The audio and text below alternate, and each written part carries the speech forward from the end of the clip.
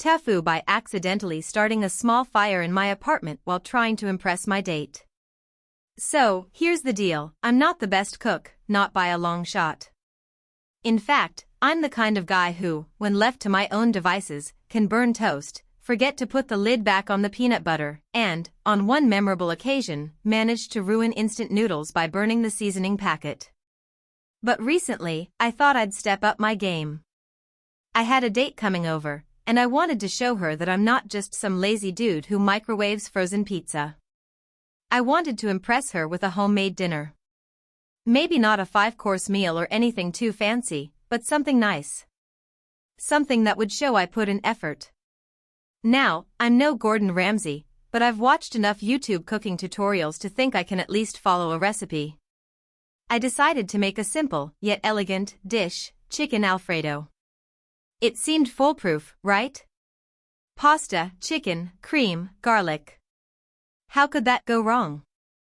I started by grabbing the ingredients: chicken breasts, pasta, butter, heavy cream, garlic, parmesan, all the usual suspects, and immediately regretted not checking the fridge for the butter. I had none. So I ran to the store, picked up butter, and, picked up a bottle of wine to set the mood. The fact that I bought the wine in the first place was already a little outside my comfort zone, but I figured it would be the right touch to make everything seem more sophisticated. I get back to my apartment and start getting to work. I'm feeling good. I've got my date confirmed for 7:30 p.m., so I have about 2 hours to get everything prepared. I'm already thinking about how this meal is going to be so impressive. I'm imagining her saying things like, "Wow, this is amazing. You really know how to cook," as I casually nod and say, "Yeah, it's no big deal. I've been working on my culinary skills." The usual dream scenario. I start by seasoning the chicken with salt, pepper, and garlic powder. Simple stuff. Then I throw it on the stove in a pan with some butter to sear it. The sizzle sounds so good, and for the first time in my life, I feel like a legit chef.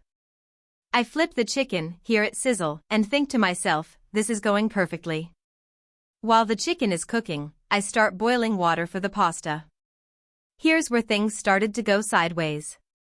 I'm trying to juggle all the different tasks: stirring the pasta, checking the chicken, getting the garlic ready for the sauce.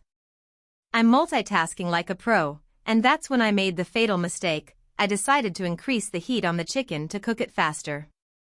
I didn't think much of it, since I figured I'd just keep an eye on it. But I wasn't paying close enough attention. The chicken started to brown a little too much. I was so focused on getting the pasta just right, and honestly, I was feeling pretty good about myself, so I just kept letting it cook. Then, I started noticing the smoke. At first, it was just a little puff, barely noticeable. But it kept coming. And then, I saw it, a small flame on the edge of the pan, licking up from the chicken. I froze. It wasn't much, just a tiny flicker of fire, but it was enough to send me into a full panic mode. I quickly turned off the heat and grabbed a spatula, trying to shove the chicken off the flame. But in my haste, I knocked the pan just slightly. The little flame burst into a bigger fire, licking the side of the stove. I panicked and grabbed the closest thing to me, a dish towel, and tried to put the fire out. Of course, all that did was make the towel catch fire. I now had a flaming towel in one hand and a fire on the stove. I froze for a split second, trying to figure out what to do. The fire was growing, and I had no idea what the hell to do. I didn't want to call the fire department, too embarrassing, but I also didn't want to burn down my apartment. I quickly grabbed a glass of water, threw it on the towel in my hand, and the towel was extinguished. But the fire on the stove? That was still going strong. At this point, I thought I was in the clear. I had the water on hand, so I figured I could just pour it on the stove fire. But here's the thing I learned the hard way: don't throw water on an oil-based fire. It makes it a hell of a lot worse. The flames flared up even more, now nearly a foot tall. I panicked again, ran to the pantry, and grabbed a bag of flour. Someone once told me that flour can help put out a grease fire. I'm still not sure why I thought this was a good idea, but in my frantic state, it made sense. I chucked a handful of flour onto the fire. Immediately, there was an explosion of fireball-sized flames that shot up toward the ceiling. I swear, I thought I was going to die.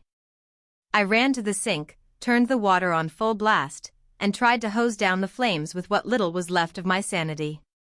Eventually, the fire went out, but not without leaving behind a mess of blackened chicken, a burnt pan, and a smell that lingered for hours, making me wish I had just ordered takeout. At this point, I looked at the clock. It was 7:25 p.m. My date was due to arrive any minute, and there was no way I was going to salvage any of this. I couldn't even look at the kitchen without wanting to cry. So, I did what any desperate person would do in my situation. I called my best friend. "Dude, I need help. I almost set my apartment on fire, and my date is about to show up," I told him. "What do I do?" Okay. "First of all, how the hell do you almost set your apartment on fire while cooking chicken Alfredo?" he asked, sounding genuinely baffled. "I don't know. I just panicked, and now everything is ruined." "Well, okay. First off, you need to clean up. Then, call your date and tell her the truth. It'll be awkward, but at least she'll know you're not a fire hazard. I can't just cancel. She's already on her way. Then, just order some takeout, bro. If she's cool, she won't care." I sighed, knowing he was right. I cleaned up as best as I could, threw the blackened chicken into the trash, and ordered a large pizza. I also grabbed a bottle of wine and set the table. By the time my date showed up, I had a bottle of cheap wine open, and the pizza was just about ready. To my surprise, she was super chill about it. I told her the whole fire story, and instead of being freaked out, she laughed her ass off. We ended up enjoying the pizza, having some wine, and talking for hours. In the end, it wasn't the romantic night I'd imagined, but it was a good time anyway. And honestly, I think she appreciated the honesty more than anything. The fire department never needed to get called, and no one was hurt. But I definitely learned a valuable lesson. Don't try to cook when you have no clue what you're doing, and maybe, just maybe, always have a fire extinguisher nearby when you attempt something beyond your skill level. So, that's my TIFU.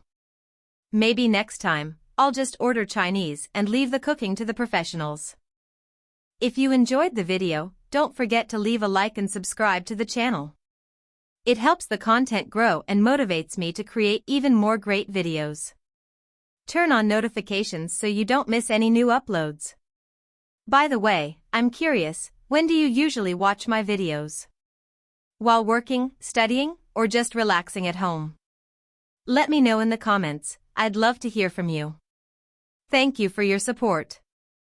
TIFU by attempting to help my friend with his relationship, and ending up ruining my own. So, this all started a few months ago when my best friend, Matt, came to me complaining about his long-distance relationship with his girlfriend, Lisa. They had been dating for over a year, but the distance between them had been making things difficult. Lisa was in college across the country, and Matt was stuck in our small hometown working a dead-end job while trying to keep the relationship alive. To be honest, I never really understood why he stayed with her. They had this weird dynamic where he constantly seemed to be chasing after her, and she wasn't really all that invested. I could tell by the way she communicated with him that she wasn't as emotionally available, but Matt never listened to me when I brought it up. Anyway, the point is, he came to me and said that he was thinking of breaking up with her, but he wasn't sure if that was the right decision. He was torn up about it. I tried to offer my best advice, but Matt was one of those people who always overthought things. His brain could spiral over the tiniest decision, and this was, of course, the biggest decision of his life. He was hoping for clarity, some guidance, maybe even a sign. I know he was just seeking validation for whatever choice he was going to make, but in that moment, I was determined to be a good friend and give him the best possible advice. After a few hours of listening to him vent, I did what I thought was the best thing. I suggested he confront Lisa about his feelings. He needed to express how he felt about the relationship and see where her head was at. I knew from past experiences that people could be a bit blind when they were too close to the situation, but maybe Lisa just didn't know how much it was bothering him. Maybe she just needed a little push to realize what she had before it was too late. I thought that opening up about it would lead to some sort of breakthrough. To make a long story short, Matt agreed with me, but after a couple of days, he told me that the conversation didn't go as planned. Apparently, when he tried to tell Lisa how he was feeling, she completely shut him down. She basically told him that she was too busy with her own life to worry about their relationship at the moment. That was all it took for him to decide he was done. The problem was, the breakup didn't go down like a clean, mutual split. It was a mess. Lisa didn't take it well, and Matt was left in pieces. 4 weeks after, he kept texting her, trying to patch things up, sending her long messages about how much he still cared. It was heartbreaking to watch. But here's where I really screwed up. I decided to step in. I thought I could be the voice of reason, the one to help Matt out of this emotional hole he had dug for himself. I knew that he had these lingering feelings for Lisa, but I also knew that he couldn't keep chasing after someone who wasn't fully committed to him. So, after much deliberation, I decided to contact Lisa myself. I know. It was a terrible decision. But I thought I was doing the right thing. In my mind, I was just trying to help both of them. I thought if I could get Lisa to understand what Matt was going through, she'd realize how much he cared and maybe even come back to him with a renewed commitment. Maybe they'd be able to salvage the relationship if they both could see things from each other's perspective. So, one evening, I sent Lisa a message. It was one of those messages that you regret the moment you hit send, but at the time, I was just trying to make sense of it all. I explained that Matt was really struggling with the breakup and that he was still holding on to a lot of feelings for her. I asked her to take some time to think about the relationship, not to dismiss it so easily, and to consider reaching out to him. I didn't exactly tell her to get back with him, but that was the gist of it. I wasn't trying to play matchmaker, but that's exactly what I did. I was meddling in a way that I never should have. To make matters worse, I wasn't prepared for what came next. Lisa responded, and, frankly, I wasn't ready for the floodgates to open. She was livid. She didn't hold back. She told me I had no right to get involved, that I was meddling in something that wasn't my business, and, most importantly, she accused me of trying to manipulate her into getting back together with Matt. She said that I was only looking out for my friend's feelings and didn't care about hers. She called me a fool for assuming she would come back to him after all the hurt. Honestly, I was taken aback. I had no idea she was that upset, and it felt like I had just lit a fire under something that was better left alone. But it didn't stop there. Lisa took it a step further. She sent a message to Matt telling him about our conversation. The conversation I had with her without his knowledge. Matt was beyond pissed. I thought I could smooth things over, but he felt completely betrayed. He thought I was taking sides and interfering in his personal life. The trust he had in me evaporated almost instantly. Suddenly, I was the one caught in the middle of this mess. I tried to apologize, of course, but the damage was done. Matt wasn't having it. He told me he needed space, that he didn't want to talk to me for a while. At this point, I realized that I had not only ruined his relationship with Lisa but also my own friendship with him. I had no one to turn to. I couldn't even talk to Matt about it, and Lisa didn't want anything to do with me. It was like I had completely destroyed everything in a few impulsive decisions. Weeks went by, and things didn't get better.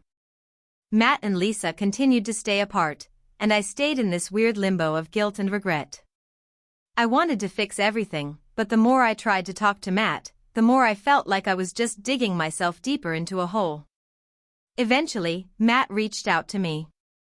It was clear that he was still hurting, and we talked about what happened, but our friendship was never the same. I don't think it will ever fully be the same again. Looking back, I can't believe I thought I could control or fix anyone's feelings, let alone a complicated breakup. My attempt to help ended up completely backfiring. I should have stayed out of it and let Matt handle his emotions in his own time and space. Instead, I got involved and only made everything worse. I've learned my lesson. Sometimes the best thing you can do for a friend is to just listen and let them make their own choices without stepping in to help when they didn't ask for it. Now, I'm sitting here regretting every text I sent, every word I typed, wishing I could go back and undo it all. But I can't.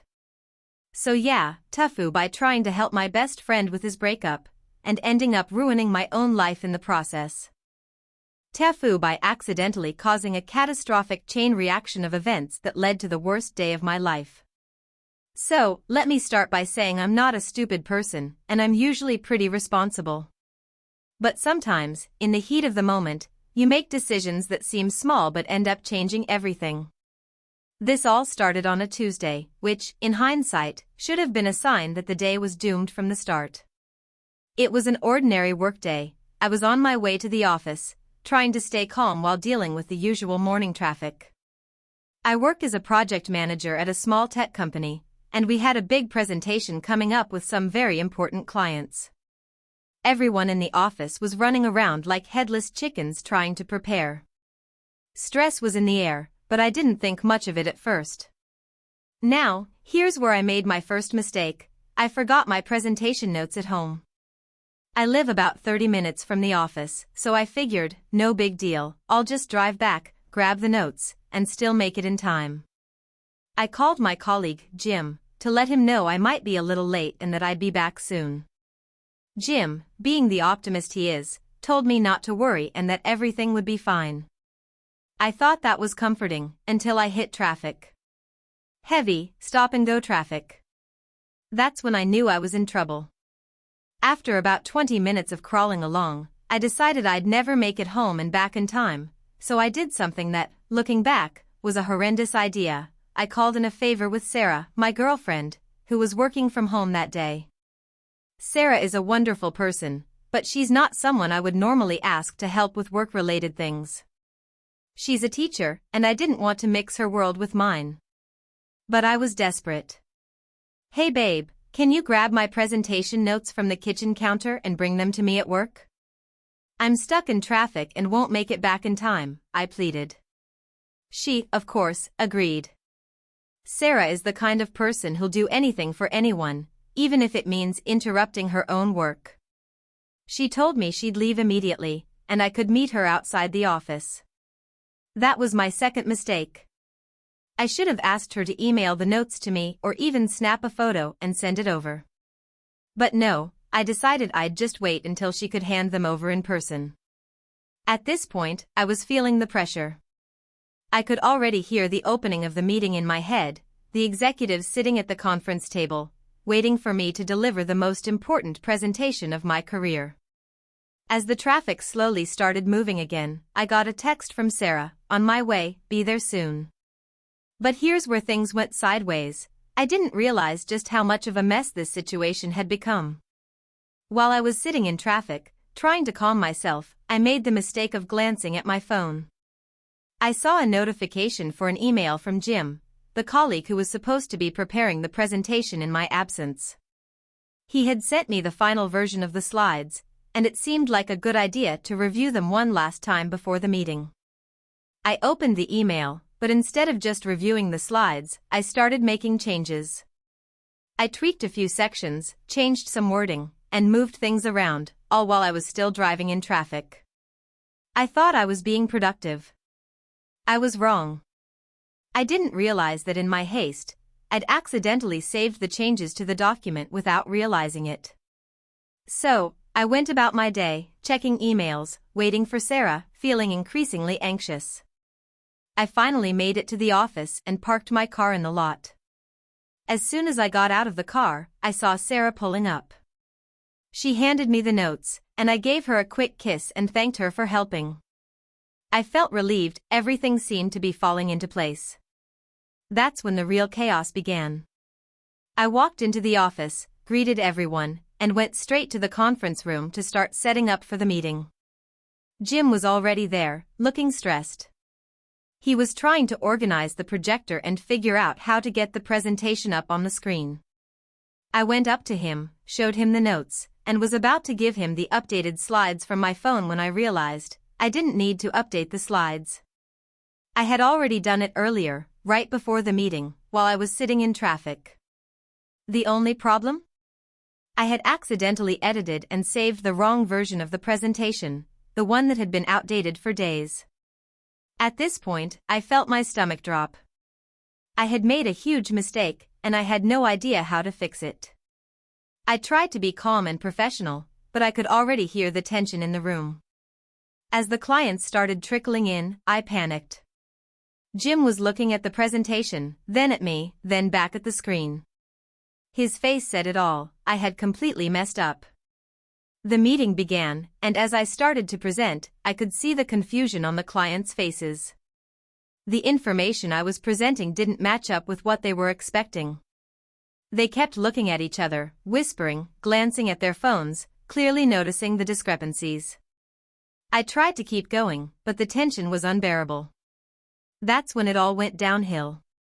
One of the clients, a senior executive named Karen, stopped me mid-presentation. "Excuse me," she said, "but the data you're showing doesn't align with what we were expecting. Are these the correct numbers?" I froze. In that moment, I realized that I had ruined everything. The slides, the numbers, the projections, it was all wrong. I had to admit that I made a mistake, but I didn't have a quick fix. I could feel my face turning red, my palms sweaty, as I tried to recover. But no matter how many times I tried to explain, it was clear that I was out of my depth. I ended up having to apologize profusely to the clients and promise them that I'd send them the correct presentation later in the day. By that time, Jim had already gone to the back room to double-check everything, and I could tell from his face that he was furious. The clients didn't seem too impressed, but they were kind enough to finish the meeting. They left after what felt like an eternity, and I was left with the aftermath. It didn't end there, though. I spent the next hour with Jim trying to salvage what I could from the mess I'd created. I had to send a follow-up email to the clients, explaining the situation and hoping they'd still consider working with us despite my colossal mistake. And of course, when I got home that night, I had to deal with Sarah, who had been waiting patiently for me to acknowledge her help. To make matters worse, the company decided to cut ties with that client. They didn't give us a second chance, and my reputation at work took a hit. My boss wasn't happy, and although she didn't outright fire me, it was clear I had lost her trust. The worst part? I still don't know exactly how I managed to mess up so badly. It's like a perfect storm of poor decisions that somehow led to the most disastrous outcome. So yeah, TIFU by trying to save time and rushing through my work, and now I'm living with the consequences of a massive blunder that could have been avoided if I'd just been a little more careful. And it all started with forgetting my presentation notes. I'll never underestimate the power of preparation again. Never. TIFU by trying to impress my new neighbors with a barbecue, which ended in chaos, the fire department, and an unexpected wildlife encounter. It all started about 3 months ago when I moved into a new neighborhood. The area was quiet, a little suburban bubble, with neat lawns and white picket fences that looked like something out of a postcard. After spending most of my adult life in apartments, this was a big step for me. I was excited about having my own space and a backyard, even if it was a little small. Still, it was mine. I had grand ideas about how I would use this backyard, barbecues, parties, maybe even a fire pit on cold evenings. The typical suburban dream. I'd been living there for a couple of weeks when I met my neighbors. They seemed like a friendly enough bunch, the type of people who always wave when they see you but not too much beyond that. So, when one of them, let's call him Steve, suggested we have a barbecue to get to know each other better, I thought it was a good idea. Not just a good idea, I thought this was my golden opportunity to cement my place as the fun neighbor, the one who would throw the best parties. This was going to be my moment. I went all in. I went to the local grocery store, bought an entire cart full of meat, burgers, steaks, sausages, chicken wings, you name it. I also grabbed some vegetables because I wanted to be that guy who tries to please everyone, even though I have no clue how to cook vegetables properly on a grill. I got a few bags of chips, some beer, soda for the kids, and of course, marshmallows. Can't forget those for s'mores, right? I was going to be the hero of this neighborhood. Next, I tackled the grill. I had never actually used a charcoal grill before, but how hard could it be? I'd seen enough YouTube videos to know the basics: light the charcoal, wait for it to ash over, and throw the meat on when it's hot enough. Simple. So, I set up the grill in the backyard, a bit nervously, but I figured I had plenty of time to figure it out before anyone showed up. I lit the charcoal and waited. And waited. I waited for what felt like an eternity. The charcoal wasn't getting hot enough.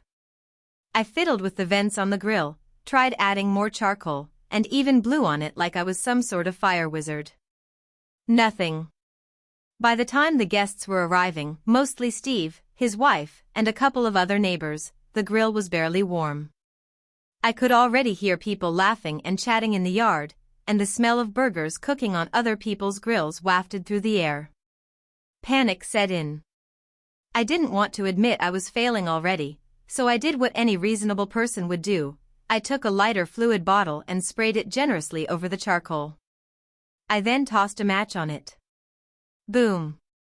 For a split second, the fire flared up, and I thought I had just managed to make it work. But then, disaster struck. The fire didn't just stay contained to the grill. It spread to the surrounding grass. I heard Steve shout, and by the time I realized what was happening, the flames had spread across the dry grass in my backyard. The heat was intense, and I could feel the smoke filling my lungs. "Get the hose! Get the hose!" Steve yelled. I sprinted toward the house to grab the garden hose, but when I turned the tap, nothing happened. The hose was busted. Of course. What else could go wrong? At this point, I was trying to figure out how to stop a full-on backyard fire while everyone was watching. That's when I heard sirens in the distance. The fire had gotten bad enough that someone had called the fire department. While waiting for the fire trucks, I grabbed a bucket of water and threw it on the flames, but it barely made a dent. The fire was too big. In a moment of sheer panic, I grabbed the grill, which was still on fire, and tried to drag it away from the house, but the handle was so hot I couldn't hold onto it for long. So, I just stood there, utterly defeated, watching as the fire department arrived with their big hoses and put out the flames. The firefighters were surprisingly calm and efficient. They immediately took over, dousing the fire and making sure it wouldn't spread any further. But I couldn't stop thinking about how I had managed to ruin my big moment. My new neighbors had all witnessed the debacle. What was supposed to be a fun, casual gathering had turned into a full-blown crisis. As the fire was put out and the firefighters packed up, Steve approached me. "Hey, man, don't sweat it. We've all had mishaps before," he said, clapping me on the back. His wife was less sympathetic, shaking her head and muttering something about new neighbors and setting the lawn on fire under her breath. Once the excitement died down, I realized the fire had left a small patch of scorched grass and a grill that was pretty much totaled. I was embarrassed, to say the least. Steve and his wife offered to help me clean up, but I just couldn't face them anymore. They were being nice, but I knew it was a disaster they wouldn't soon forget. The following week, I ran into Steve again, and he assured me it wasn't a big deal, but I could tell that the other neighbors had already talked about the incident. Every time I walked by their houses, I saw them glance at me and then quickly look away. I was the guy who almost burned down his house trying to throw a barbecue. Since then, I've stuck to cooking inside, away from the grill. Maybe one day I'll try grilling again, but it'll probably be at a park with no flammable grass in sight. For now, I've accepted my status as the guy who tried to impress his neighbors with a barbecue and almost burned down the block. The moral of the story? Don't trust YouTube tutorials. And, for the love of all things sacred, test your grill before inviting people over. Also, don't set the lawn on fire. That's important. TIFU by accidentally sending my boss a meme that was way too inappropriate for work. So, I work in a fairly conservative office environment, nothing too crazy, just your average corporate setup. I've been there for a few years now, and while the work can be a bit dry, the people are cool, and I get along with everyone. I'm the kind of person who likes to send funny memes to my friends and coworkers in the group chat. Usually harmless stuff, animal videos, some dumb political jokes, and the occasional meme about how much we all hate Mondays. You know, typical office humor. Anyway, a couple of weeks ago, one of my coworkers, Jake, sent a meme in our chat that had me laughing so hard I nearly spilled my coffee. It was one of those classic memes where it's an image with a text overlay that's completely ridiculous and out of context. The meme was one of those "I'm not saying I'm Batman, but have you ever seen me and Batman in the same room" kind of thing. The picture?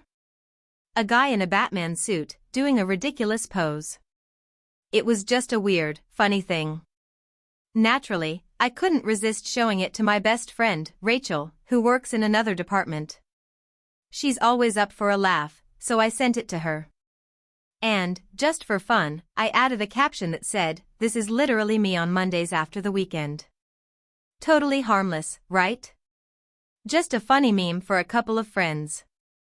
Now, here's where things get messy. In our office, we use Slack to communicate. It's not uncommon for the whole office to be in a group chat, and we often talk about work stuff in there too, but sometimes we have a more relaxed channel where it's all memes and casual banter. At least, that's what I thought. Apparently, I had been chatting with Rachel in one of the work channels by mistake. I didn't realize it until, well, it was too late. I hit send on the meme without thinking much of it, and then immediately went back to the task I was working on. It wasn't until about 10 minutes later when I looked at my screen and realized, with a sinking feeling, that the meme had gone to the wrong channel.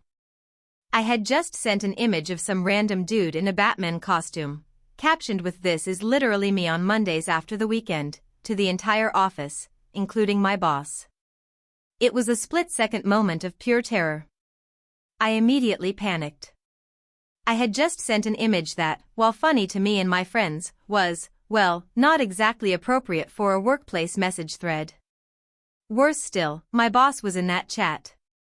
The same boss who was always super professional, never cracking a joke or giving anything other than the most serious responses. In fact, I don't think I've ever even seen him smile in a meeting. So now, he was getting a meme of a guy in a Batman suit with a dumb caption, and I was certain that this was going to be my last day at the company. I scrambled to figure out how to fix this. I knew I couldn't delete it, that would just make it even more suspicious, and I didn't want to apologize in front of everyone and make it even more awkward. So, I did what any reasonable person would do. I panicked even more and tried to salvage it by sending another message. I thought maybe I could steer the conversation back to something more work-related to cover up the weirdness of the meme. I quickly typed, "Oops, wrong chat. My bad. Carry on, everyone." I was trying to play it cool, but deep down, I knew this was the office equivalent of lighting myself on fire. The worst part was that I could see everyone in the chat reacting. First, there was a short pause. Then, my colleague Marissa replied with "Just in another person." Tom responded with "You good, bro," which did absolutely nothing to help my panic. Finally, my boss, who had been silent, typed a single response, "I hope this is a joke." I didn't know how to respond to that. I had no idea if he was laughing at my stupidity or genuinely disappointed in me. I just froze. Rachel, who was the person I had meant to send the meme to, jumped in, trying to save me with some humor of her own. She replied, "Yeah, that's definitely the Monday vibe." But she clearly knew I was in deep trouble, and she wasn't going to be able to dig me out of this one. Minutes went by in what felt like an eternity. My heart was pounding in my chest, and I was mentally rehearsing the resignation letter I was about to write. Finally, my boss replied again. "If you need a day to recover from the weekend, let me know. We all get it." That was it. That was the end of it. He didn't call me out. He didn't lecture me. He just made a weird, subtle joke, and then the chat moved on like nothing happened. Everyone carried on as usual, and after a few hours, the meme was just a distant memory. But I couldn't stop thinking about it. I spent the rest of the day second-guessing myself, wondering if I'd just ruined my career over a stupid meme. I kept asking myself, what if he wasn't joking? What if I've just lost my job over a Batman meme? The next day, I was bracing myself for some sort of follow-up conversation with my boss. I thought for sure he would call me into his office to give me the talk. But to my surprise, he just walked into the break room, casually waved at me, and said, "You all right there?" That meme was pretty funny, though. That's when I realized he wasn't mad at all. In fact, I think he was just trying to diffuse the awkwardness. I guess that's one of the benefits of working with a boss who has a decent sense of humor, even if he hides it well. Moral of the story: double-check your Slack channel before sending anything, and maybe, just maybe, keep your memes a little less random when your boss is involved. But honestly, I'm still not sure if I'm fully forgiven. Every time I see him now, I half expect him to start quoting Batman or sending me random memes of his own. TLDR, I sent an inappropriate meme to my entire office, including my boss, and thought I was going to get fired. Somehow, my boss took it well and didn't seem bothered, but I'll never live it down. TIFU by crashing a wedding I thought was a barbecue, so this happened last weekend, and I'm only just now mentally recovered enough to write about it. My cousin Mark invited me to what I thought was a casual get-together at his place in the suburbs. The exact text was, "Hey man, we're doing a thing for Sarah on Saturday, swing by. Casual, just bring yourself and an appetite." Now, Sarah is his girlfriend of a few years. Cool people. I assumed birthday, maybe even engagement, but a thing and casual made me think burgers and beers in the backyard, not a full-blown wedding.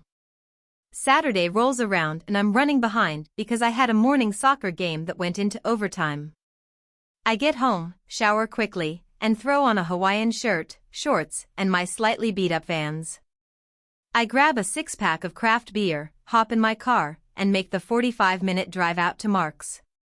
I notice there are way more cars than I expected parked along his street, but I chalk it up to maybe his parents or her parents inviting friends too. I roll up with my six-pack in one hand and a Bluetooth speaker in the other, strutting up the driveway to the sound of distant string music. That should have been my first red flag. As I get closer, I see a little welcome sign that reads, "Welcome to the wedding of Mark and Sarah." I stop dead in my tracks. I reread it twice. 3 times. It doesn't change. This is not a barbecue. Now, any rational human might turn around and leave at that point. But not me. I had already been spotted by one of the older relatives, who gave me a wave like "come on in." I panic smile and wave back. I decide to just commit. People are in formal wear, suits, dresses, the works. There's a canopy, a flower arch, rows of white chairs, and a small stage area where it looks like someone will soon be saying very serious vows. Meanwhile, I'm dressed like Jimmy Buffett's unemployed cousin, carrying alcohol like I'm tailgating a Jimmy Buffett concert. I look around desperately for Mark. I don't see him, but I do see the open bar. So I beeline it over there to try and act like I belong. The bartender gives me a double take but pours me a drink anyway. Whiskey neat. I down it like it's Gatorade. Anxiety has made my mouth dry as sandpaper. Then I hear it. Someone over a microphone, "Ladies and gentlemen, please take your seats. The ceremony is about to begin."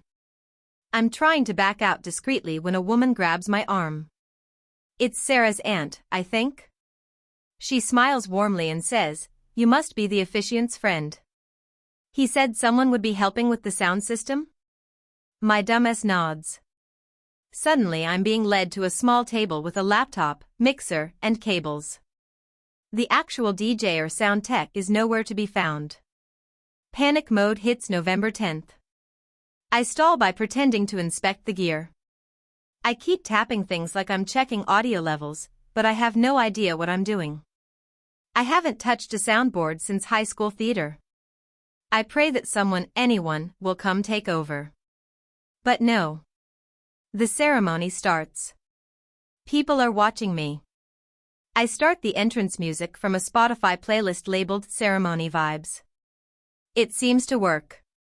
Here's the kicker, the officiant starts talking and his mic cuts out halfway through. People turn and look at me. I try to unmute it, but I mute the background music instead. I tap the mic. Nothing. I press a few more buttons. Feedback squeals out like a banshee scream. Babies cry. Guests flinch. I finally just unplug and replug the mic and it works again. The officiant nods at me and thanks. I give him a thumbs up like I know what I'm doing. I'm now sweating so much I look like I swam to the wedding. After the vows, the recessional music plays, somehow I get that right, and people applaud. I see Mark and Sarah walking down the aisle, radiant and joyful. They glance my way. Mark's eyes widen. I can read the exact thought on his face, what the hell are you wearing? I mouth, congratulations, and melt into the background. The reception starts and I try to blend in as much as someone dressed like a Margaritaville enthusiast can. I avoid conversations, hovering near the bar like a social vampire. At some point, Sarah finds me. She's laughing. Oh my God, I thought you were a prank guest or something, she says. Mark said he forgot to tell you it was the wedding. He thought you knew. I try to apologize but she hugs me. You made it fun, she says. And the mic thing? Honestly, you saved the day. I stay for dinner because at this point, why not? I get seated at the miscellaneous table with some cousins plus ones and a guy named Jerry who sells hot tubs. Jerry and I become fast friends. The best man mentions me in his speech as the chill DJ who came out of nowhere. I finally drive home around midnight, still wearing my stupid shirt, wondering how I managed to hijack a wedding's audio setup and still get offered leftover cake. The worst part? Someone tagged me in a group photo on Facebook, me holding a Coors Light, standing behind the flower arch, grinning like a maniac. Caption, shout out to the tech guy. Now I've been invited to another cousin's wedding next month. I'm bringing a suit this time. And maybe a resume for wedding tech gigs. TIFU by pretending to know sign language on a first date. This happened a few weeks ago, and I'm still waking up in cold sweats over it. I, 29 am, matched with a woman, 28F, let's call her Lila, on a dating app. She had this artsy, offbeat vibe in her photos, and in her profile she mentioned being into painting, horror movies, and collecting odd conversations. That last one should have tipped me off. We chatted for a bit, hit it off, and decided to meet up at a quirky bar downtown that she suggested. It was one of those places that doubles as a vintage store in the daytime and serves drinks in mismatched teacups at night. The kind of place with a neon "you're not real" sign in the bathroom and bartenders who look like they're about to drop a SoundCloud link in your hand with your drink. Lila showed up looking even better than her pictures. She had this purple streak in her hair and wore this giant, oversized cardigan that made her look like an off-duty wizard. I was smitten immediately. We got to talking, everything from David Lynch movies to whether spiders have any concept of revenge. A few drinks in, I noticed her eyes drift over my shoulder, and she suddenly smiled wide and waved. I turned to see a couple entering the bar. One of them waved back and started walking toward us. That's my friend Clara, she said. She's deaf, so I'm going to sign a bit. Hope that's okay. Now here's where I absolutely, completely, unambiguously screwed up. In college, I took a single introductory ASL class. 1 semester. I remembered barely any of it, just the alphabet and a few basic signs like thank you and sorry and bathroom. But in that moment, in some twisted desire to impress Lila or maybe just to avoid feeling like an outsider, I nodded and said, "Oh cool. I actually know some sign language." Why did I say that? I do not know. The beer? The cardigan? Some deep-rooted male instinct to peacock? Either way, Clara came over and Lila introduced me. I tried to smile confidently and signed hi followed by what I thought was nice to meet you. Clara smiled politely, signed something back, and I panicked. I didn't catch any of it. Not a single sign. It was like she had suddenly become four hands and no human. But I nodded. Nodded like a damn bobblehead. Totally, I said aloud, as if that meant anything.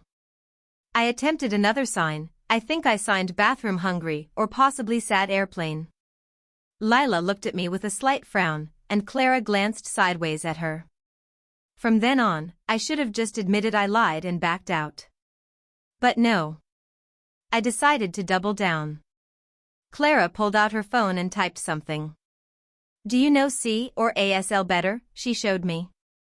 My panic brain decided that C, signed exact English, sounded more like what I'd learned, so I pointed to it. Big mistake. Clara started signing more slowly, clearly adjusting for what she assumed was my knowledge level. And I just kept nodding. Like an idiot. At this point, Lila was watching me closely. I think she was trying to figure out if I was nervous or just dense. Probably both.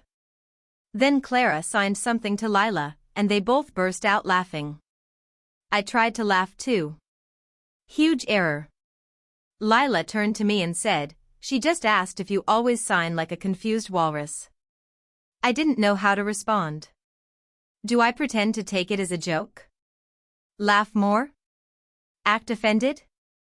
Instead, I panicked again and signed something I hoped would be interpreted as I'm learning. I think I actually signed I school baby now. Clara stared. Layla blinked. It was silent for a second too long.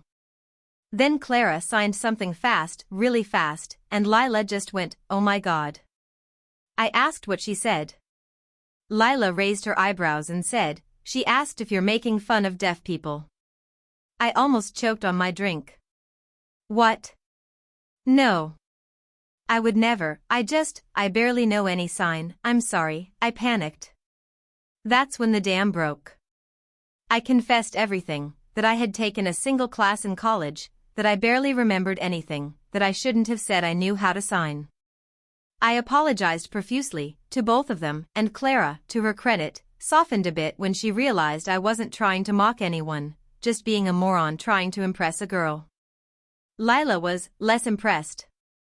She didn't yell or anything. She just sighed and said, you could have just said you didn't know. That would have been fine. We could have taught you a few signs. I offered to leave so they could enjoy their night without me, but they both said I could stay. The rest of the night was awkward. I mostly drank quietly and watched them sign fluently back and forth while I sat there like an extra in a foreign movie without subtitles. When the night ended, Lila gave me a polite hug and said, you're sweet, but next time, just be honest, okay? Clara signed something as she walked off. Lila translated it as, stick to English, walrus. I laughed because it was honestly fair. So yeah. TIFU, by pretending to know sign language on a first date, got called a walrus, and will never again pretend to know anything I don't. Especially not in front of someone who actually knows it.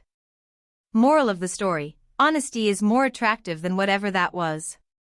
And also, apparently, I'm a fluent speaker of sad airplane sign language.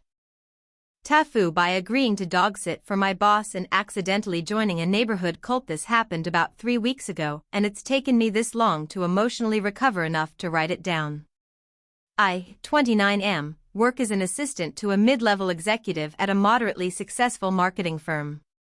Think The Office but with fewer shenanigans and more passive-aggressive emails about fridge etiquette. My boss is Tom, is one of those guys who is always on, and by that I mean he radiates the kind of chaotic energy that makes you double-check your calendar every time he walks by. Anyway, about a month ago, Tom asks me if I can dog sit for him while he and his wife go to a wine-tasting retreat in Napa. I'm not a dog guy, but I've been on the promotion list for over a year, and I figured watching a golden retriever named Barkley for 4 days couldn't possibly hurt. Easy gig, right? Wrong. Day 1 starts off totally normal. Tom leaves me the keys, instructions on Barkley's food schedule, meds, he takes fish oil and something called anxiety chews, and the Wi-Fi password, W1NE4Life, which feels too on-brand. Barkley is a sweet old boy who sheds like a snowstorm and insists on sleeping with his head on my chest like he's trying to suck my soul out through my sternum. I survive the first day by watching Netflix and pretending I'm a responsible adult. On the second evening, I decide to take Barkley on a walk through Tom's fancy suburban neighborhood. The kind of place with ornamental mailboxes and people who wave too much. We're about 20 minutes in when a woman in yoga pants and a Patagonia vest approaches me with the intensity of someone who either wants to sell me essential oils or initiate a class action lawsuit. Hey. You must be new to the circle, she beams. I blink. The what? She gestures around. The circle. The community. Everyone who lives around Magnolia Crescent is part of it. Now, I'm socially awkward on a good day, and this woman has hostess of a monthly book club that discusses books no one reads energy, so I just nod and say, yeah, just moved in. Mistake number 1. Oh, that's wonderful, she says. You have to come to Thursday's gathering. It's at 7. Just follow the torches. I laugh nervously and tug Barkley's leash. Torches? She winks. You'll see. And bring your dog. He'll love it. I walk away half expecting to wake up the next morning and find a pamphlet on my windshield. But Thursday rolls around, and sure enough, I see flickering torchlight through Tom's living room window. Barkley whines at the door like he's trying to tell me Lassie found Timmy in a burning barn. I sigh and decide to check it out. Curiosity, idiocy, at this point, they're the same thing. I follow the light to the community park, which has been transformed into something between a Renaissance fair and a farmer's market designed by people who quote eat, pray, love unironically. There are maybe 40 people there, all wearing white linen. I'm wearing jeans and a hoodie that says World's Okayest Employee. Strike 1. I try to back out, but Barkley bolts forward and starts sniffing everything with the intensity of a drug-sniffing TSA beagle. Before I can leave, Yoga Pants Lady reappears and guides me to a circle of people holding hands and humming. A man wearing a felt crown that screams made by a third grader on glue calls everyone to attention. Welcome to the 842nd gathering of the Crescent Circle, he says. Applause. I am dead inside. Tonight, we welcome a new soul to our ranks. Speak, wanderer. Speak your truth. Everyone looks at me. Barkley chooses this moment to pee on a decorative rock, and I say, my name is Mike. I'm dog-sitting. I like, spreadsheets? Silence. Then the crowned man nods solemnly. A man of order. A counterbalance to our chaos. The circle welcomes you, Brother Mike. I am handed a glass of kombucha and a hand-woven bracelet. I don't know what's happening anymore.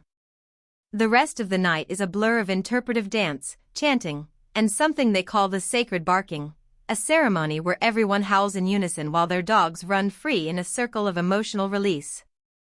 Barkley seems to love it.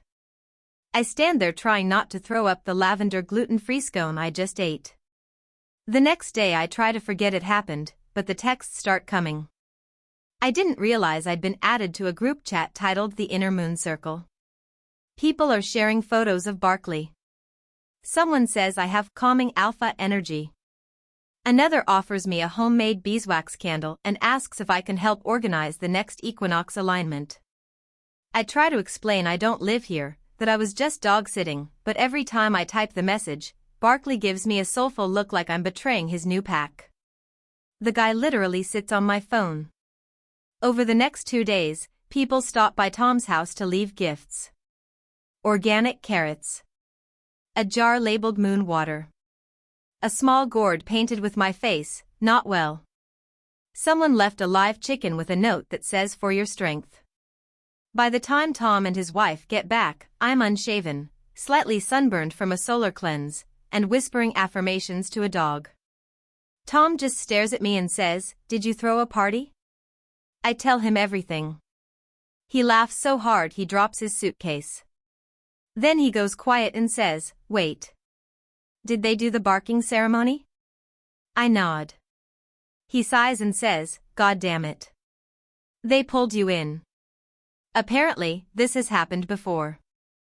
A neighbor invites a newbie to the gathering, and if they participate in the barking, they're considered spiritually bonded to the circle.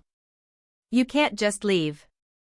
You have to be released. Tom had been avoiding them for years, and now, thanks to Barkley's traitorous joy and my inability to say no to kombucha, I'm spiritually shackled to a suburban dog cult. As of today, I've received 6 emails asking if I'll lead the next lunar walk. Barkley whines every time I try to go back to my apartment. I think he misses the howling. So yeah. I might be moving to Magnolia Crescent permanently.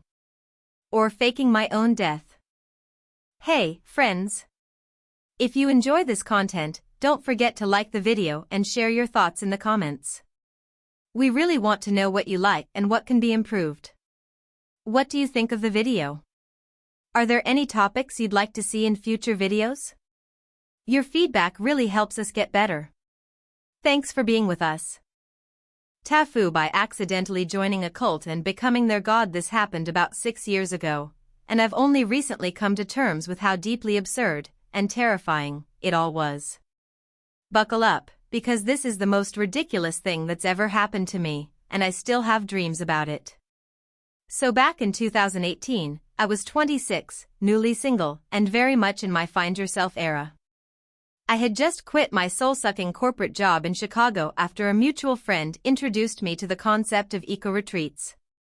Think yoga, organic farming, realigning your energy with the universe, all that stuff. I wasn't really spiritual, but I figured if I could unplug from society, meet some cool people, and maybe even pick up a tan, it'd be better than binge-watching Netflix and panic-applying to marketing gigs I didn't want. I found this retreat online that seemed legit. It was in the mountains of Northern California, not too far from Mount Shasta, which I learned later is like a hotspot for spiritual tourism and energy vortexes or whatever. The website was vague but pretty, the usual shots of misty forests, smiling people holding hands in circles, someone playing a flute next to a bonfire.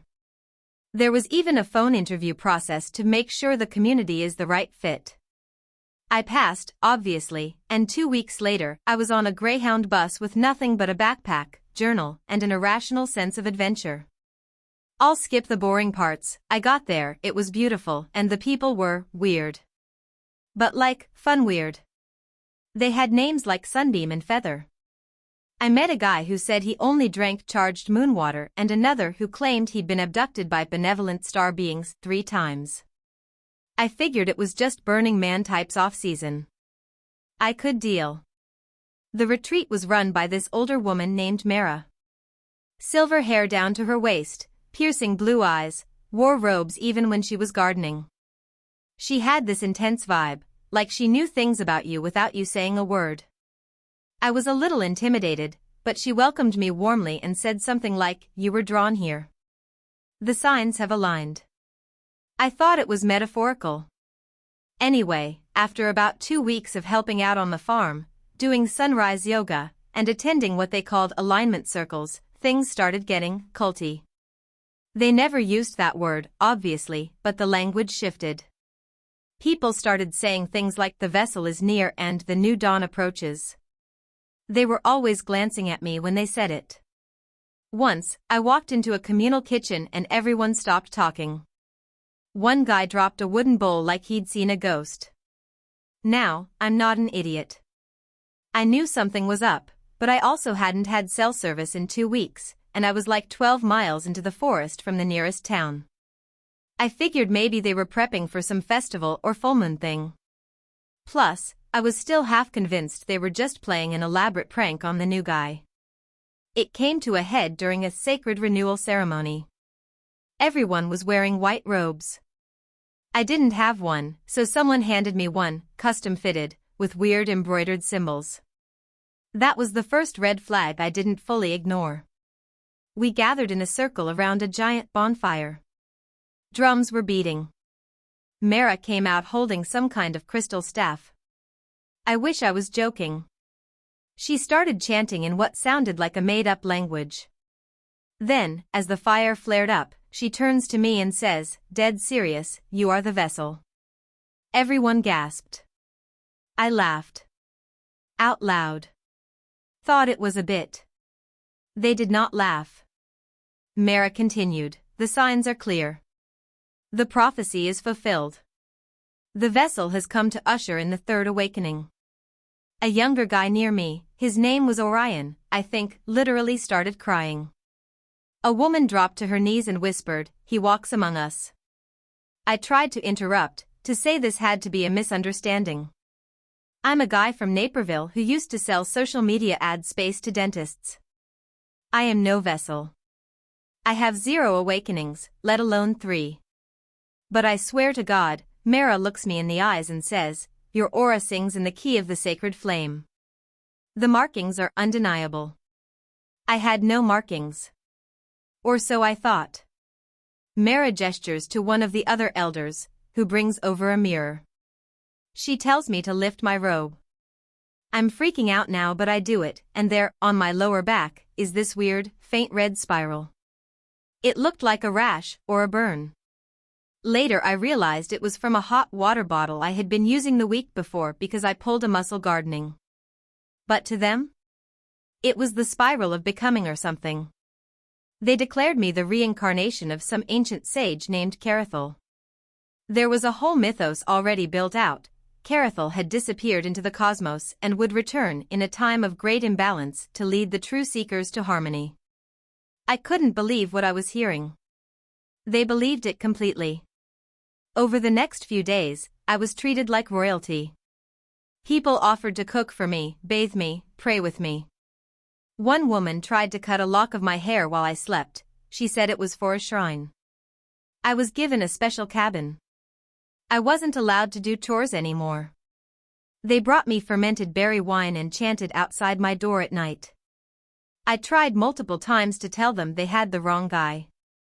That I wasn't a vessel, I wasn't enlightened, I was lactose intolerant and once cried during a Planet Earth episode.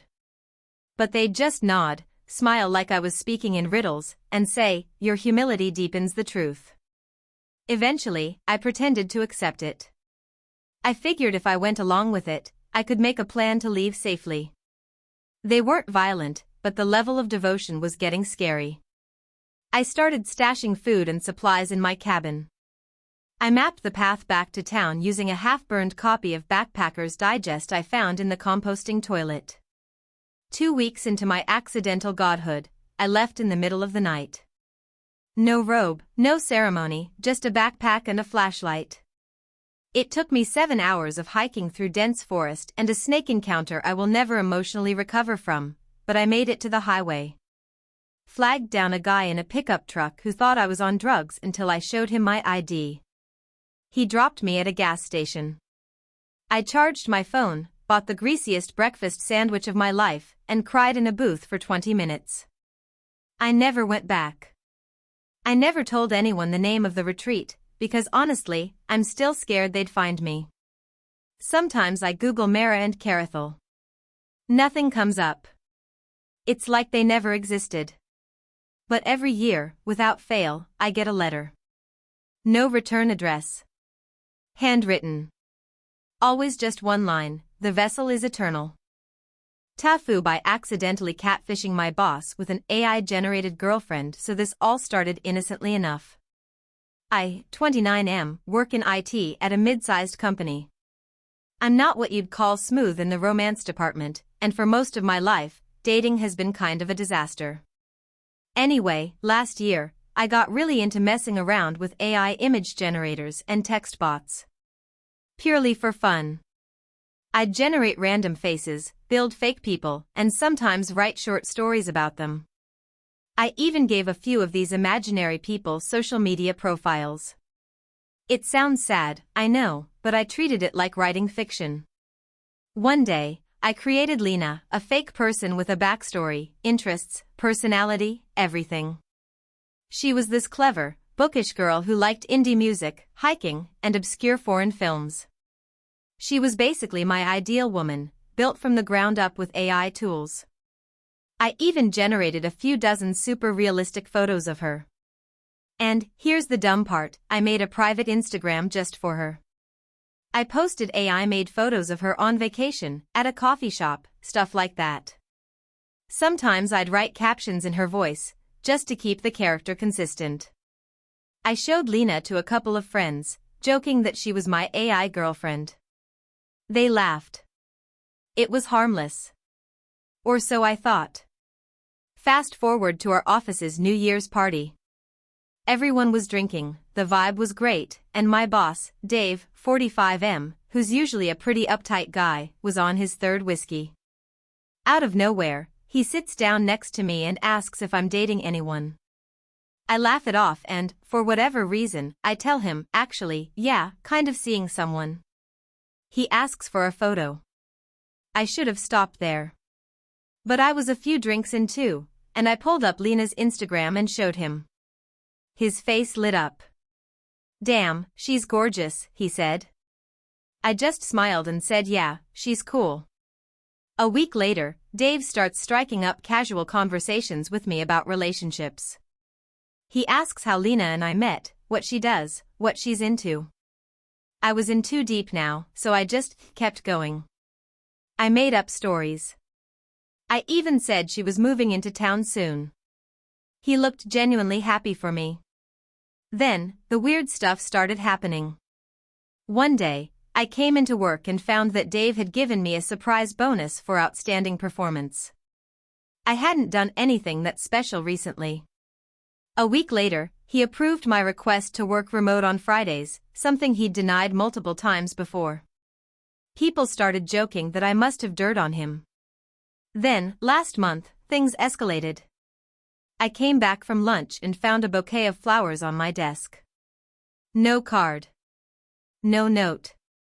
I thought someone sent them by mistake. But then Dave called me into his office.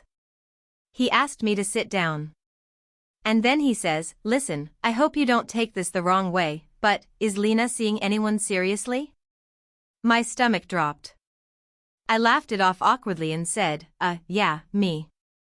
But he just smiled and said, well, I mean, you know, people grow apart. If things ever don't work out, maybe you could introduce us. I wanted to melt into the floor. I didn't know what to say.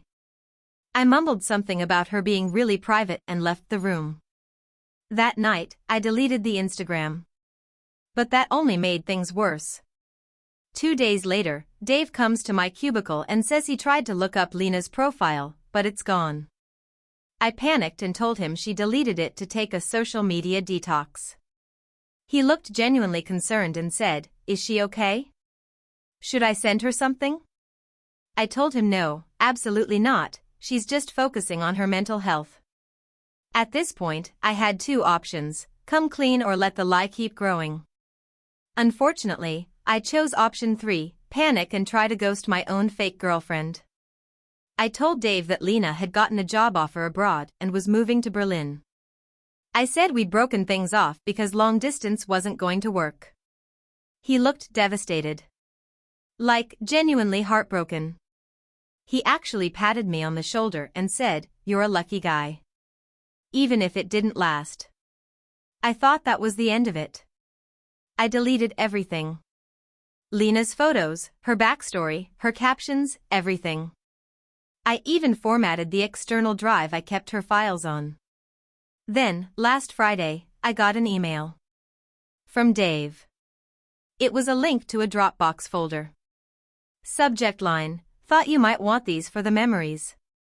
The folder had a bunch of photos of Lena. Screenshots from her Instagram, saved images, one of them printed and scanned with a handwritten note on it that said, don't give up on something special.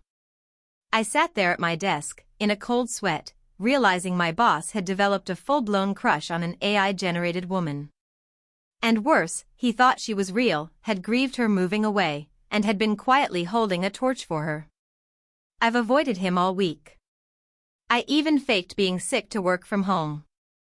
But it's just a matter of time before I have to face him. I don't know what to do. Telling the truth feels like a career-ending move. But every time I see him walk by my cubicle, humming some sad indie song, I feel like a monster. My coworkers have noticed that he's been weirdly moody lately, and someone joked that he must be going through a breakup. If only they knew. So yeah. TIFU by catfishing my boss with an AI girlfriend I made for fun, and now he's mourning her like she was the love of his life. TIFU by accidentally sending my boss a recording of me ranting about him, while he was sitting next to me on a flight. Let me start by saying I've never been a huge fan of my boss, Todd. He's the kind of guy who insists on being called Chief Synergy Officer, wears leather shoes with no socks, and ends every meeting by saying let's circle back in a line. I've worked under him for about 1.5 years, and in that time, he's micromanaged everything I've done, taking credit for at least 2 of my ideas, and once referred to my PTO request as spiritually weak. But corporate life is what it is, and I've learned to bite my tongue. Last week, we flew from New York to San Francisco for a major product launch. Todd decided that instead of flying separately, it would be a team bonding opportunity if we sat next to each other for the 6-hour flight. I didn't have the courage to ask if he was joking. He wasn't. Now, I hate flying. I'm a nervous flyer to begin with, and being wedged into coach next to a man who once bragged that he hadn't used a sick day in 11 years wasn't helping.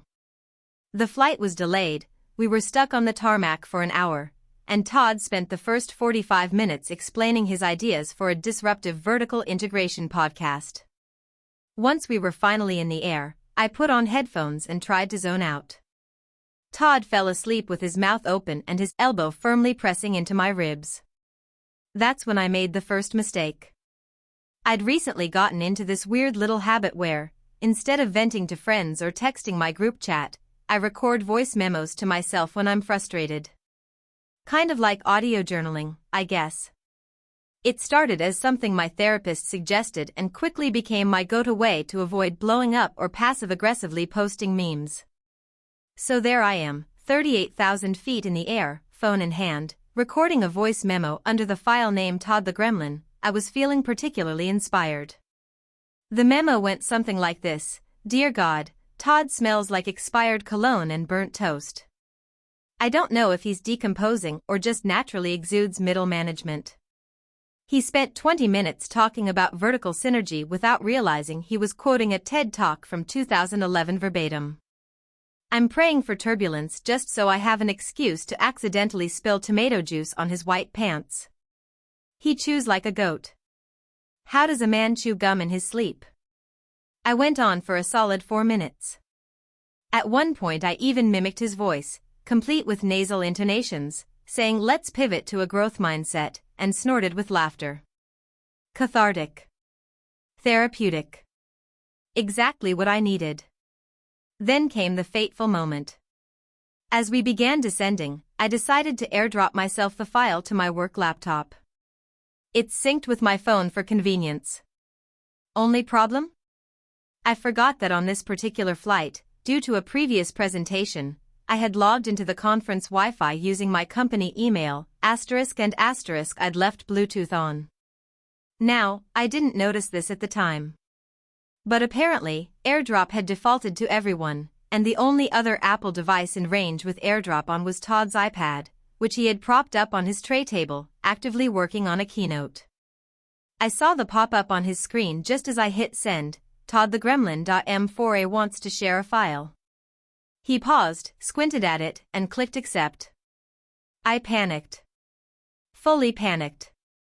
I immediately said, oh, that's weird, must be someone else, trying to play it off, but the file started autoplaying. For the next 4 minutes, he listened to me obliterate him in 256 kbps stereo. I watched as the smile slowly drained from his face. He didn't even flinch when I called him a synergistic goblin of mediocrity. He just sat there, pale, still, like someone absorbing a gut punch in slow motion. When it ended, he turned to me and said, in the flattest voice I've ever heard, well, That was candid. We sat in silence for the rest of the descent. Once we landed, he didn't say a word to me. He power-walked through the terminal and left in a separate Uber. The rest of the trip was excruciating. He avoided me during meetings, stopped looping me in on emails, and made me sit on the other end of the conference table like a disgraced intern. I tried to apologize. Sent a sincere message explaining the voice memos were private venting and not meant to hurt him. He replied, "Understood. Let's circle back when you've aligned internally." I thought I was done for. Dead job walking. But when we got back, something bizarre happened. People started being nice to me. A few colleagues gave me knowing nods. One guy from accounting dropped a post-it on my desk that said, "Synergistic Goblin 2024. Someone made a sticker. Turns out Todd shared the memo with HR. But HR, apparently, had been waiting for anything to address the increasing number of complaints about his management style. My memo became Exhibit A in what turned into a low-key internal review. I wasn't the only one feeling this way, just the first one dumb enough to record it. Long story short, Todd isn't my boss anymore. He's exploring new opportunities. I've been moved to a new team, and my manager is a chill woman named Priya who actually encourages PTO and told me my presentation last week was a banger. But yeah, I still think about the moment that file accepted itself onto his screen and started playing. I still wake up at 2 a.m. sweating when I remember the line, "He chews like a goat." Moral of the story, if you're going to talk /**T about your boss, maybe don't do it on a plane. Definitely don't airdrop it. Or do, I guess. Just be ready for your career to do a hard pivot, synergistically. TIFU by trying to be romantic and nearly getting arrested in the process. So this happened about 2 weeks ago and I'm just now barely recovering from the sheer humiliation. For context, I, 29M, have been dating my girlfriend, 27F, for a little over a year. She's sweet, funny, insanely smart, and way out of my league in every department. We met at a mutual friend's housewarming and hit it off immediately over a debate about whether the second Matrix movie was underappreciated or trash. She said trash. I married her in my heart right there. Anyway, we've been living together for about 5 months, and while I'm no Casanova, I try to do romantic gestures here and there. She's a fan of random surprises, which is dangerous knowledge in my hands. Fast forward to the FU. My girlfriend had a big presentation at work and had been stressed for weeks prepping for it. I wanted to do something nice for her the day of. Originally, I was just going to order her favorite Thai food and have the place set it up all cute with a bottle of wine. But then I got the genius idea, what if I surprise her at work with flowers, some takeout, and maybe a quick car picnic lunch? I texted one of her coworkers that I vaguely know, asked if she was around that day, and confirmed her lunch break time. They said she usually takes it outside in this little courtyard behind their office building. Perfect. Romantic ambush in the sun, let's go. Now this is where everything goes to hell. I showed up with a basket. Like a real woven basket. Flowers, spring rolls, pad CEW, and some mini cupcakes. I even brought a little Bluetooth speaker to quietly play one of her favorite playlists. I parked in a garage nearby and walked toward the courtyard, which is accessible through this narrow alley behind her building. What I didn't know was that the alley I walked through was technically part of a different company's lot and they'd been dealing with a string of break-ins.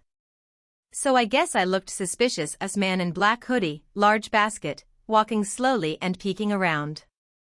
I was trying to find her, but from the outside I probably looked like I was casing the place. Cue a security guard yelling behind me. I turn around mid-step and accidentally drop the basket. Cupcakes hit the pavement. Spring rolls everywhere. I yell something like no, it's okay.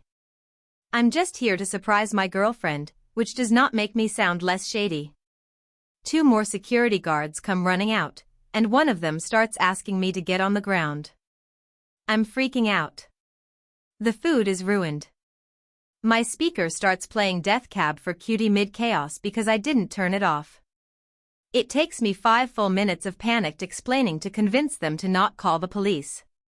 I show them my girlfriend's LinkedIn profile. I even text her coworker to vouch for me. Finally, one of them radios in and confirms she works in the building, and they agree to escort me to the lobby.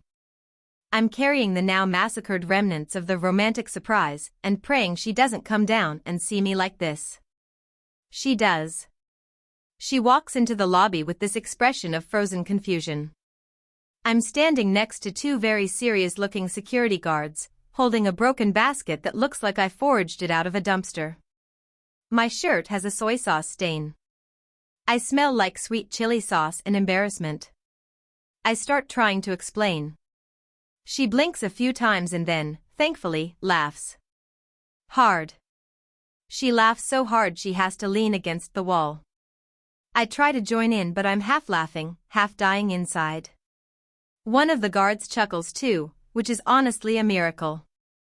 She apologizes to the guards for the confusion, thanks them, and we walk out together. I'm still holding this sad little pile of ruined lunch like a rejected contestant on a cooking show. I offer her a slightly smushed cupcake, and she actually eats it.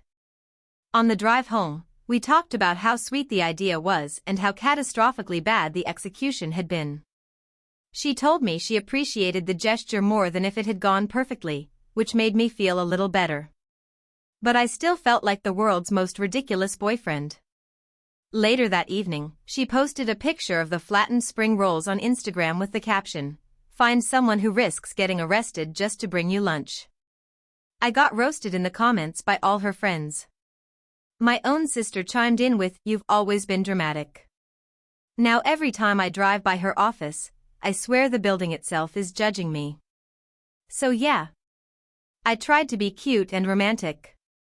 Almost ended up with a criminal record and definitely ended up with a ruined lunch, a ruined hoodie, and a new nickname among her coworkers, the Basket Bandit.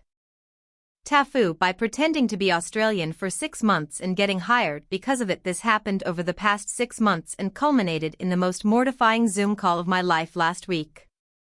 For context, I'm American. Born and raised in Maryland. No cool international background, no accent, unless you count sounding like I've watched too much The Wire.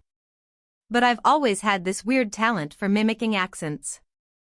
It's not something I practiced intentionally, it just sort of stuck with me from watching movies and traveling a bit in college.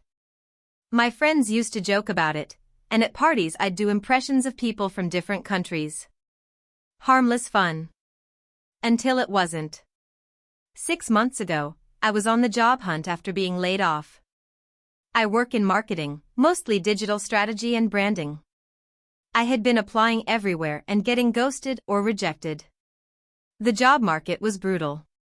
Then I saw a listing for a fully remote marketing role at a mid-sized company based in Sydney, Australia. The listing mentioned they were open to international candidates, but Australian residents preferred. Out of pure desperation and on a sleep-deprived whim, I updated my resume to say I was living in Melbourne and submitted it. I also changed my LinkedIn location and set up a Google Voice number with an Aussie area code. I thought I'd apply and maybe ghost them if they asked for in-person anything. But then they emailed me. They wanted to interview me. And here's where I made the worst decision of my adult life. I committed to the bit. On the first Zoom call, I greeted them in my best Aussie accent, some weird amalgam of what I picked up from watching Kath and Kim, MasterChef Australia, and YouTube vlogs. They didn't bat an eye. The interviewer, who was very Australian, seemed to warm up to me fast. We even joked about bloody American marketing strategies. I played along like I was a Melbourne native who had studied abroad in the US for college, explaining any potential accent slippage. I nailed the interview. Got a second one. Then a third. Reader, they hired me. For the first few weeks, I was terrified. Every time I had to speak in a meeting, I'd rehearse what I was going to say in the accent. I was terrified of slipping up. I barely turned my camera on. But the more I did it, the more it became second nature. Soon I was throwing around Aussie slang like arvo and no worries and keen. I was even correcting other non-Aussie coworkers when they used Americanisms. They loved me. I got invited to virtual happy hours. I sent a team Slack message once joking about how I missed proper footy season and it got 46 emoji reactions. But I had to live a double life. I changed my system clock to Sydney time so I wouldn't accidentally send emails at weird hours. I only answered Slack messages during normal Aussie work hours, even if that meant 11 p.m. to 7 a.m. in my actual time zone. I started getting dark circles and probably lost 10 pounds from poor sleep. I told my friends and girlfriend I was working a night shift job. No one knew the truth. Then came the all-hands quarterly meeting. It was a big deal, over 200 employees on Zoom. The CEO was giving updates, people from every department were presenting, and there was a Q/anda at the end. I was asked, very last minute, to give a short 2-minute overview of a campaign I had led that quarter. Fine, I thought. I rehearsed my Aussie summary about 20 times. But this time, I slipped. I was already exhausted. I hadn't slept the night before. I was muting and unmuting myself during the meeting like a robot, trying to time everything perfectly. But during my segment, I said the word advertisement. Not advertisement like they say in Australia. I said advertisement, like a full-blooded Yank. It was subtle. But one of my coworkers, a guy named Liam who I had bonded with over rugby memes and shitposting in Slack, messaged me, "Oi, did you just American that word?" I panicked. I laughed it off in the chat with whoops, old habits haha. But the damage was done. The next day, I got a meeting request from HR mandatory. No context. I joined the call, heart pounding. It was HR, my direct manager, and the head of the marketing department. They were all smiling, but not in a good way. It was the kind of smile you give before telling someone their dog died. My manager, Belinda, opened with, "So we had a funny little moment in the all-hands yesterday, didn't we?" I tried to laugh. "Yeah, guess I flubbed a word." Then HR dropped the bomb. "We've received a few concerns about your employment records, and we need to verify your residency status for some upcoming compliance changes." They asked for a utility bill or official ID with my Melbourne address. Game over. I could have lied. I could have tried to Photoshop something. But the jig was up. My stomach dropped and I confessed everything. I told them I wasn't Australian, I wasn't living in Melbourne, and I had made it all up to get the job. I apologized profusely. I didn't cry, but I came very close. The silence was suffocating. HR thanked me for being honest, but they had to escalate it to their legal team. I was suspended pending review. I lost access to everything by the end of that day. The next week was pure anxiety. I had to come clean to my girlfriend, my friends, even my mom. My girlfriend was furious, partly because I had lied, partly because I'd missed 6 months of actual life and sleep for this. She said, "Why didn't you just apply as yourself?" I didn't have a good answer. Eventually, the company got back to me. They officially terminated my contract for falsification of employment records. They didn't pursue legal action, thankfully, but they did flag me on some internal HR platforms they use, so getting hired in any Aussie company again is basically toast. I now have a huge gap on my resume and I'm scrambling to find new work. But honestly, I deserve it. The worst part is I still sometimes find myself talking in the accent by accident. It's like my brain got stuck in Aussie mode. I was at a Subway last week and told the guy I'd have a chook and avu sub. He looked at me like I had a stroke. Moral of the story, don't lie on your resume, and definitely don't fake being from a whole other country just to get a job.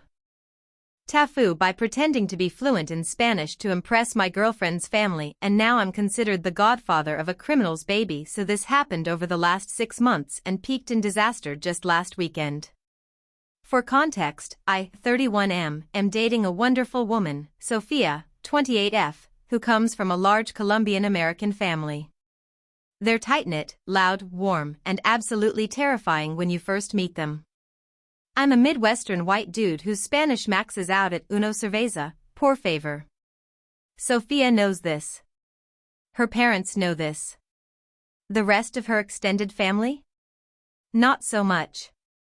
Back when we started dating a year ago, I tried impressing them by using Duolingo. I'd pepper in words like gracias and buenos dias and smile like a toddler who just used the potty correctly. It was cute, they laughed, and it was fine. But then, at a family barbecue 6 months ago, one of her uncles jokingly asked me something rapid-fire in Spanish. I panicked, smiled like an idiot, and said, sí. Everyone laughed, and I guess they thought I understood the joke. Encouraged by that, I started nodding and cing my way through conversations. This slowly spiraled out of control. Sophia warned me multiple times to tell the truth, but my dumb ego said, no, I got this. It'll blow over.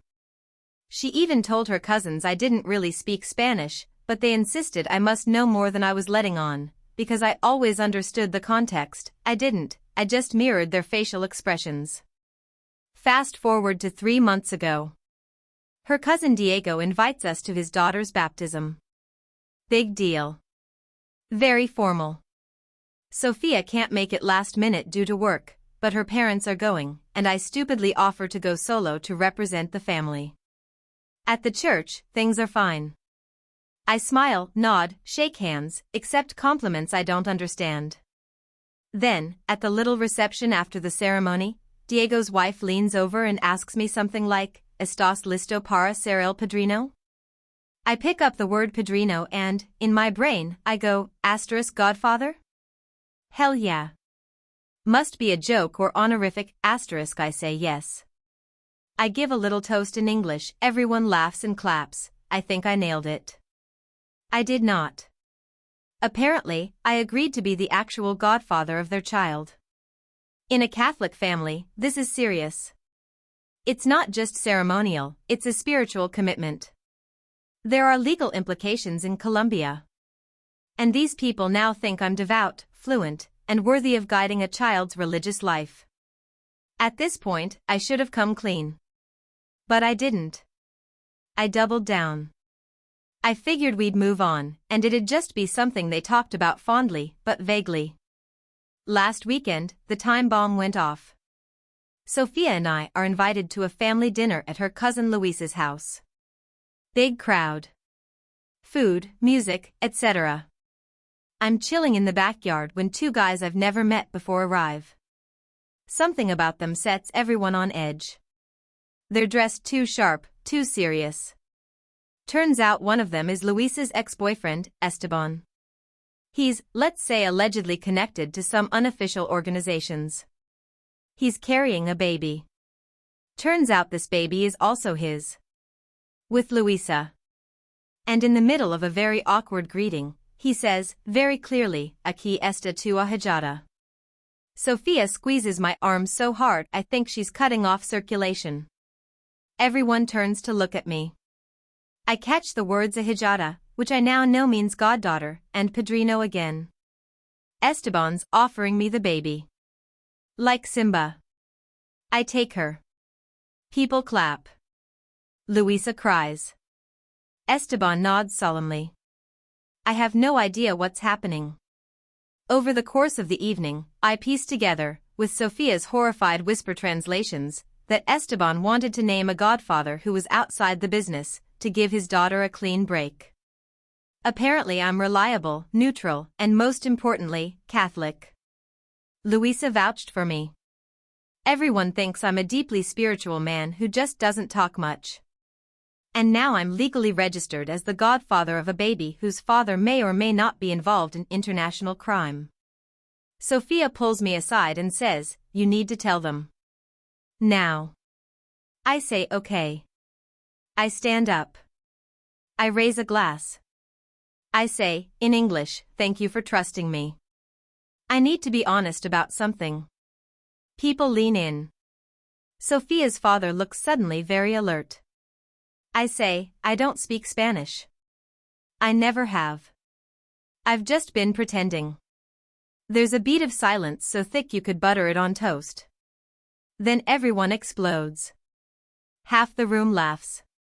The other half is offended. Esteban looks like I just told him I'm an FBI agent.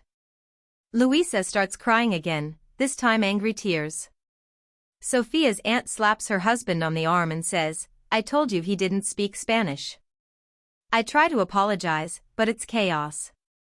Sophia drags me out before things get worse. In the car, she's somewhere between laughing and screaming. Her family now refers to me as El Mentiroso. Her dad won't return my texts. Esteban texted me a thank you and an emoji, so that's something? Anyway, I'm apparently still the godfather. Paperwork's done. The church can't undo it without a whole process. So yeah. I'm now the godfather of a possibly mafia-adjacent baby, and I can't ask her parents how she's doing unless I run it through Google Translate first. Learn from my mistakes, folks.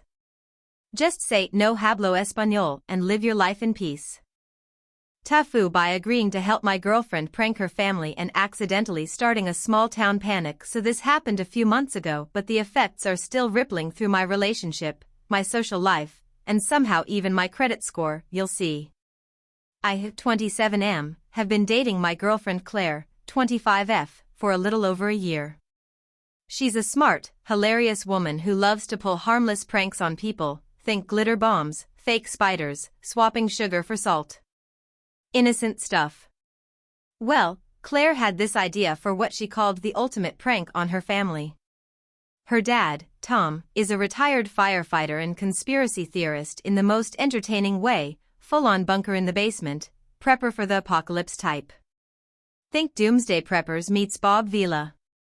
Her mom is more grounded but humors him.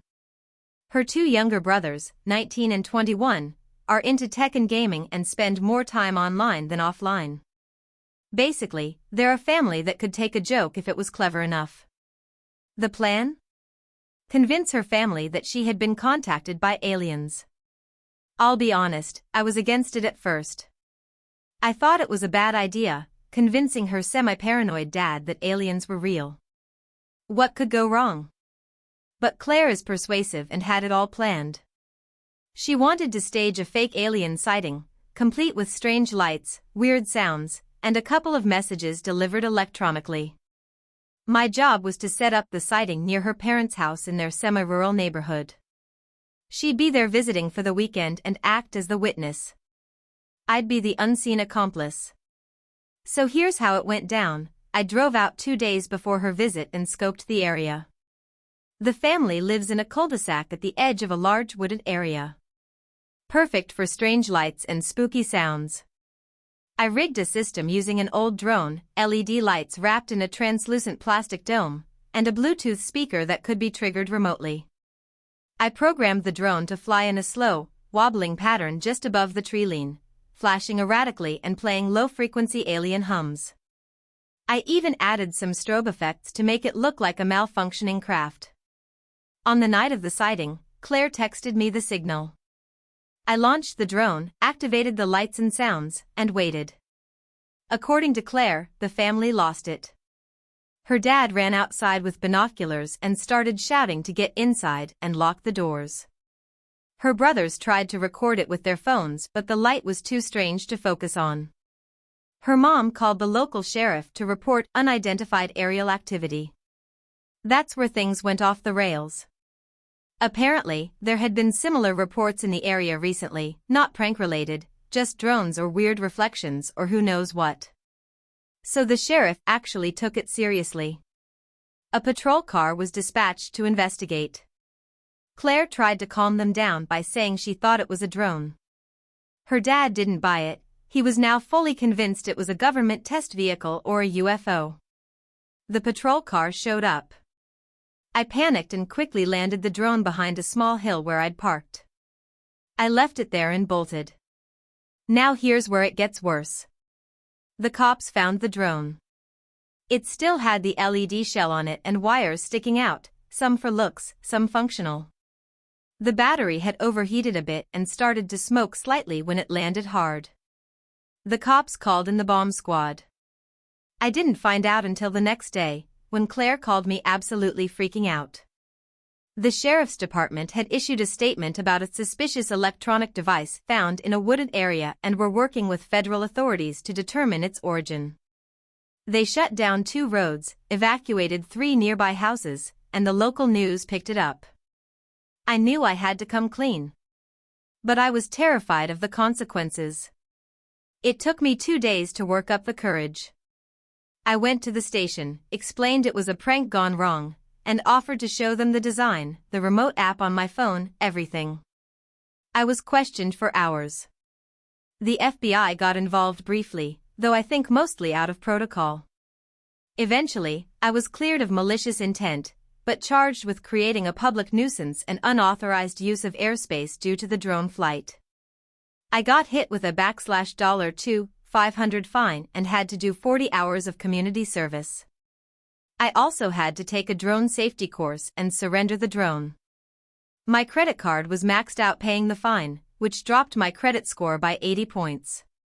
Claire's parents now hate me. Her mom is civil but cold. Her dad refuses to speak to me and refers to me as the agent. Her brothers think it was hilarious and have turned the whole thing into a meme. They even made a fake documentary trailer called Incident in Maple Creek that went semi-viral on TikTok. Claire felt awful and apologized profusely, but we had a rough patch after. We're still together, but the relationship took a hit. I also became kind of infamous in her town. I've had people recognize me at gas stations and ask if I really saw the aliens. One guy in camo told me to stay strong and handed me a business card with a QR code that led to a forum about alien-human hybrids. The kicker? My boss found out about it because her cousin lives in the area and saw the news. I work in IT security. Not ideal. I had to explain the TIFU by accidentally sending a romantic text meant for my girlfriend to my mom, so this happened last night and I'm still not sure how to recover from it. Honestly, I'm not sure if I ever will. Here's the deal. I've been dating this amazing girl for about 6 months now. We've been talking a lot recently about taking our relationship to the next level, and things have been getting pretty serious. Last night, we had one of those deep, heart-to-heart conversations about the future, our feelings for each other, and all that gushy stuff. We both ended up sending each other long, affectionate texts, reaffirming how much we care about each other. The kind of text where you pour your heart out and your partner is supposed to read it and feel all the warm, fuzzy feelings. And, of course, she sent me one right back, which was really sweet and made me feel like I was the luckiest guy in the world. Well, after a few minutes of trying to come up with something equally heartfelt and touching, I decided to write her a response. I wanted it to be personal and unique, something that showed just how much I really cared. So I sat down, took my time, and crafted a message that would make her smile. It was a bit long, very romantic, and definitely something that was meant to express my feelings. Now, here's where things went horribly wrong. You see, I've had a group chat going on with my mom and my sister for the past few months. We talk about everything, family stuff, plans for the holidays, and sometimes just random life updates. My mom is one of those people who texts a lot, so the group chat is always active. I'm not sure why, but for some reason, I decided to use the same app to text my girlfriend as I use for my family messages. Don't ask me why I did it this way, but I just didn't think much of it at the time. So I wrote my long, romantic message, poured my heart out, and clicked send. Then, just as I was about to put my phone down and wait for her to reply, I noticed something weird. I hadn't received the usual little sent notification that confirms my message was sent. I figured it was a glitch and checked the screen again. That's when I realized I had sent my entire romantic message not to my girlfriend, but to my mom's group chat instead. I froze.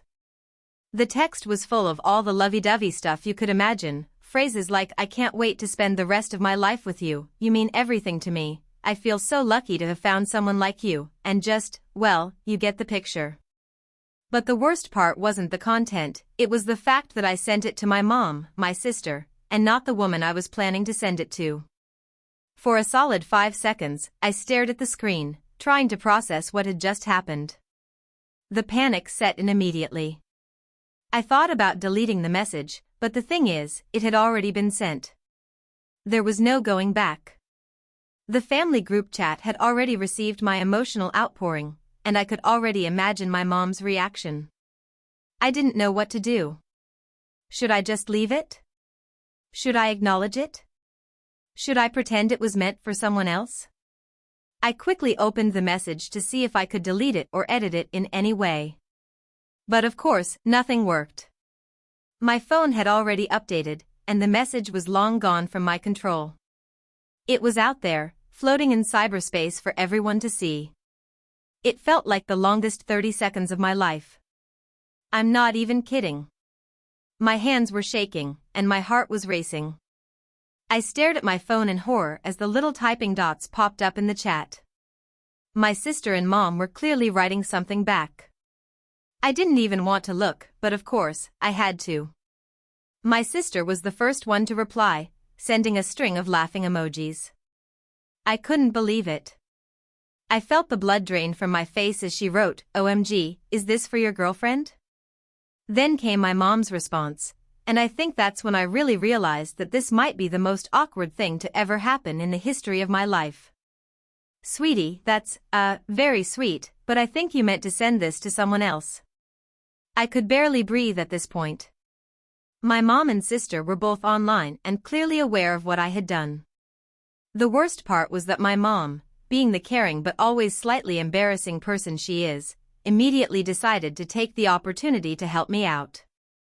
"Don't worry, honey," she typed. "I'm sure your girlfriend will appreciate that. Just maybe save the next one for her and not your family chat." I was mortified. My phone felt like £1,000,000 in my hands as I tried to think of something to say. Should I just apologize? Should I say it was an accident? Should I just pretend it didn't happen and hope it goes away? Before I could come up with a response, I heard a text notification from my girlfriend pop up. I opened the message, praying that somehow she hadn't seen the family group chat yet. But, of course, she had. "I think your mom and sister got your message." I responded almost immediately, trying to play it off as best as I could. Yeah, about that. I meant to send that to you. It was just, a little mix-up with the chat." There was a long pause before she replied. I swear it felt like a lifetime. Finally, she sent back, "Well, I guess they know how much I mean to you now. Thanks for the compliment." It was awkward. So incredibly awkward. My mom, ever the concerned mom, also decided to text me privately afterward. "Don't worry, sweetie. We all think it's sweet. Just make sure to keep your romantic texts in the right chat from now on, okay? Also, you should tell her how you feel more often. It's important." I think I died a little bit inside. So, to wrap this up, I learned a few things from this disaster. First, don't ever mix family and romantic chats in the same app. Second, don't try to send a heartfelt message at 10 p.m. when your brain is barely functioning. And finally, never, ever, ever send a romantic text to the wrong group chat. Because once it's out there, there's no taking it back. Now, every time I talk to my mom or sister, I can't help but feel this crushing sense of embarrassment. My girlfriend has mostly been understanding, but I'm pretty sure she's never going to let me live this one down. The worst part is, I don't know how to fix it or how to come back from this. I'm just hoping that maybe someday, they'll all forget. But deep down, I know I'll never live this down. Thanks for reading. Please, I beg you, learn from my mistake. If you're texting someone important, double-check the recipient before you hit send. Trust me, you'll thank me later. I'm just going to go crawl into a hole now. Thank you for watching until the end.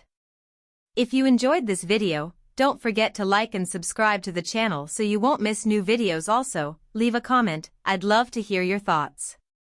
Your support and engagement mean a lot to me. See you in the next video.